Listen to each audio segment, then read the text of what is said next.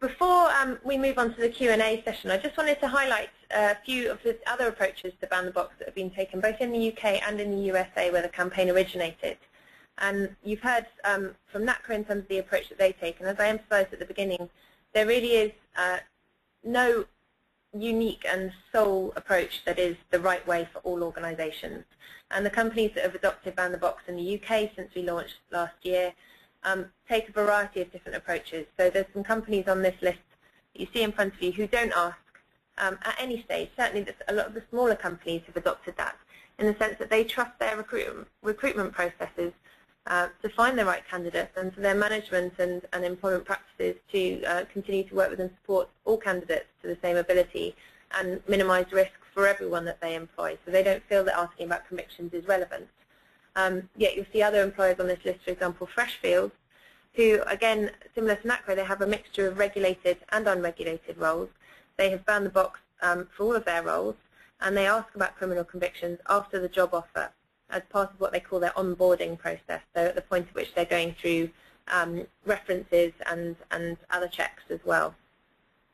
And then Interserve Support Services, who you see at the bottom left of this slide ahead of you, they only ask about criminal convictions for those jobs on which the contracts and the clients to which they are working have a specific requirement that people are background checked or that that information is sought.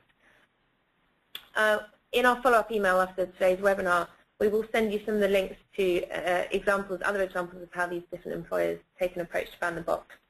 I did just want to mention also briefly the approach taken in the United States, which I think is very interesting and is a slightly different approach to the UK approach to ban the box. In the US, the campaign Ban the Box was launched in 1998, and the focus is slightly different in the sense that it focuses on changing legislation to prohibit employers in certain sectors from asking about criminal convictions at the first stage of the application process. And this is because there is a high representation of black and minority ethnic groups in the population with convictions in the US, and any employer practices that universally screen out or exclude people with convictions are effectively operating practices of indirect discrimination. So that's the grounds on which the legislation has been changed. And 10 states have adopted that legislation since it launched in '98.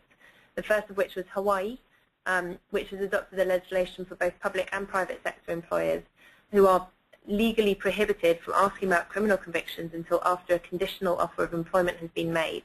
And they do prescribe through the legislation that offers can be withdrawn if the conviction bears what they define as a rational resemblance to duties and responsibilities of the role sought. So there's lots of interesting information about the different approaches in different states and cities and counties, which again we will share with you following up from this webinar.